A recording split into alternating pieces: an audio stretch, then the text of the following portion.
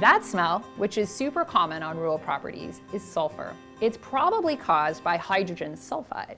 You could probably get rid of it if you clean and disinfected the entire well and plumbing system with chlorine, but that's really only a temporary solution because the problem likely lies with your groundwater. Your better bet is to invest in a good filtration system. There are a lot of options here. Our experts advise that the simplest is probably a carbon filter, specifically either a catalytic carbon filter or an automatic backwashing iron sulfur filter. Simple, maybe, but not without deficiencies.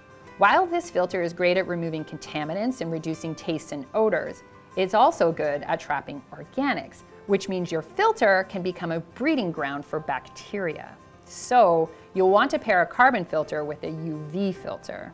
But the truth is, it's complicated. A carbon UV filter combo is just one option of many. Really what you need to do is have an expert come visit your property to assess what your particular needs are. And it bears reminding, it's probably best to get your water tested at least once a year. You can do this for free through most municipal offices. While sulfur in your water isn't necessarily going to be harmful in smaller quantities, it really just tastes bad and smells bad. There might be other bacteria in your water that could cause problems. Better to be safe than sorry.